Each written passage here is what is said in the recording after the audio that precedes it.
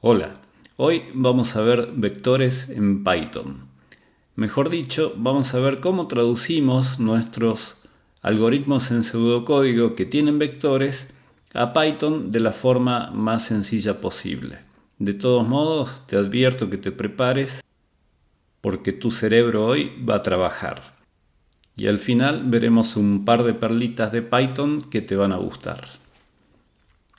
Vamos a repasar primero qué es un vector. Habíamos visto que podíamos imaginar una sucesión de variables que nosotros las representábamos con cajitas que se podían identificar a través de un subíndice, en este caso un número de 1 hasta n, y que todas compartían el mismo nombre. Por ejemplo, en este caso todas se llaman A. Por lo tanto, si yo ponía A sub 4 igual a 14, lo que estaba consiguiendo era colocar el número 14 en la cuarta posición de la variable o del vector A. Entonces, un vector es un conjunto de variables que comparten el nombre y se identifican por un número. Formalizando, tenemos el nombre del vector y los subíndices que identifican individualmente a cada uno de los elementos. Como sinónimos de vector podemos encontrar arreglo, array o variables indizadas de una dimensión. Ahora vamos a ver cómo usamos vectores en Python. Es una de las formas en que nosotros lo vamos a usar. Python, como les anticipé, es un lenguaje muy poderoso que tiene muchas posibilidades de ser usado de maneras diferentes. Nosotros veremos la manera más conveniente que se parezca más a nuestro pseudocódigo. Para crear un vector tenemos que poner una variable, que va a ser el nombre del vector, igual a esta palabra que dice none, que en realidad se pronuncia none, que significa ninguno, o para nosotros simplemente nada, multiplicado por alguna expresión. La variable va a ser el nombre del vector y la expresión va a determinar el tamaño del vector. Por ejemplo, si pongo a igual a nan por 10, significa que va a crear los elementos desde a sub 0 hasta a sub 9. Hay que tener cuidado con esto porque Python arranca la numeración de los vectores a partir de 0. Nosotros estamos acostumbrados a trabajar con los vectores desde 1, pero el elemento a sub 0 en Python existe. Entonces, si yo le pido que me cree un vector de 10 elementos, lo va a hacer, pero los va a numerar del 0 al 9. En cambio, cuando se trata de asignar valores a algún elemento de un vector, es bastante parecido a lo que ya conocemos. Tenemos la variable, que va a ser en este caso el nombre del vector, la expresión, que va a ser el valor del subíndice, y otra expresión que va a ser el valor que se va a asignar a la variable en la posición del subíndice indicado. Si vemos los ejemplos que vimos cuando estudiábamos pseudocódigo, vamos a ver que acá se va a asignar el valor 4 al elemento 5 del vector A, tal cual como nosotros lo escribimos en pseudocódigo. Acá hacemos j igual a 6 para usarlo en z sub j, que va a ser z sub 6, igual a 3 por 6, por lo que pondrá 18 en el sexto elemento, en realidad en el elemento 6 del vector z. Acá hay que tener un poquito de cuidado. Vamos a volver al ejemplo anterior. Cuando dice a sub 5 igual a 4, quiere decir que en la variable identificada con el número 5 dentro del vector a va a poner un 4. No quiere decir que va a ser el quinto elemento del vector a. ¿Por qué? Porque comienza en 0. Entonces en realidad va a ser el sexto elemento, que se llama 5, al que le va a poner el valor 4. Y cuando hacemos z sub j igual a 3 por 6, si j vale 6, va a ser el séptimo elemento porque existe el z sub 0.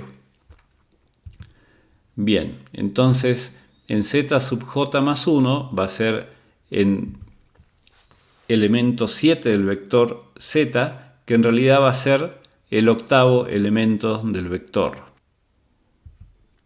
Después tenemos x sub a sub 5 igual a z sub j dividido 2, que significa que le asignamos 9 al elemento 4 del vector x. Acuérdense que el elemento que se llama 4 en realidad es el quinto elemento del vector x.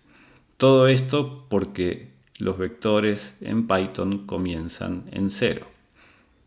Bien, vamos ahora a resolver el problema ya conocido, que es, dada una lista de n números, mostrarla en orden inverso. Los datos del problema son el tamaño de la lista y los elementos de la lista, los n elementos, y el resultado esperado, la lista en orden inverso. La solución que habíamos construido era esta, en la que ingresábamos n, hacíamos un ciclo para cargar el vector y otro ciclo en orden inverso para mostrarlo invertido. Una solución muy simple que ya la vimos y está perfectamente comprendida, que ahora vamos a traducirla a Python. En lenguaje Python parece bastante distinto, pero no lo es tanto. Ingresar n, ya sabemos que tenemos que usar la instrucción input de Python e indicarle que vamos a ingresar un número entero. Después aparece L igual a nan por n más 1, que es la creación del vector justamente. Ahí creamos nuestro espacio de memoria donde se va a almacenar el vector. Sabemos que tenemos que poner n más 1 porque comienza a contar desde el elemento 0. Luego tenemos los ciclos, el ciclo de ingreso de datos, que sabemos que en nuestro pseudocódigo va hasta n y en Python va hasta n más 1 porque la comparación es diferente. En uno es por menor o igual y el otro es por menor. Lo mismo ocurre con el ciclo con incremento negativo, que en nuestro pseudocódigo va hasta 1 y en Python va a tener que ir hasta 0. De esta forma logramos ingresar el vector y mostrarlo en orden inverso. Vamos a ver nuestra solución en Python de esta manera. Cuando se ejecuta la segunda instrucción, que es la creación del vector, aparece en memoria algo parecido a esto, un vector que se llama L, que tiene las posiciones de 0 hasta 4, o sea, tiene 5 elementos, pero nosotros solo vamos a usar desde la posición 1 hasta la 4. Cuando hacemos el ciclo, que en realidad va a ser para i menor a n más 1, desde 1, o sea, lo va a hacer desde 1 hasta 4, lo que vamos a conseguir, por ejemplo, es cargar estos números. Elijamos estos números para prueba, que son 20, 15, 5 y 14. Y después, para mostrar los elementos, sabemos que el límite lo tenemos que poner en 0, porque va a ir desde n hasta un número que sea mayor que 0, que va a ser el 1. O sea que lo va a mostrar al revés. De esta forma, la ejecución del programa va a quedar de la siguiente manera. Si quieren, pongan en pausa el video un ratito y véanlo funcionar. También pueden aprovechar la posibilidad de cargar este programa en algún dispositivo y verlo funcionar por ustedes mismos. Ahora vamos a usar algunas cosas interesantes que Python puede hacer con vectores. Sabemos que Python es un lenguaje muy poderoso y nosotros estamos usando apenas un pequeño subconjunto del lenguaje. Nosotros habíamos visto la solución original, que era esta, y tenía esta ejecución. Se veía de esta manera. Podemos construir una solución mejorada aprovechando una ventajita del Python que la vamos a ver en la última línea, pero también modificamos un poco el algoritmo. Nosotros en este caso, en la solución mejorada, en la segunda línea creamos el mismo vector, pero planteamos una diferencia en el ciclo. Directamente lo cargamos al revés. Hacemos un ciclo inverso para cargar el vector invertido y esto nos da una ventaja porque después, con un print en donde ponemos el rango de impresión dentro de la sentencia print nos va a mostrar el vector tal como está, que en realidad es invertido. O sea, al vector lo cargamos invertido y después lo mostramos tal como está, desde el elemento 1 hasta el 4, y nos muestra 14, 5, 15, 20, que es lo que nosotros queríamos. Fíjense la diferencia en la visualización de los resultados. En el primer caso hacemos 4 operaciones print, entonces se ve una línea debajo de la otra, el 14, el 5, el 15 y el 20, uno debajo del otro. Y en el otro caso, como imprimimos un rango de un vector, lo que estamos mostrando es entre corchetes los elementos de ese vector.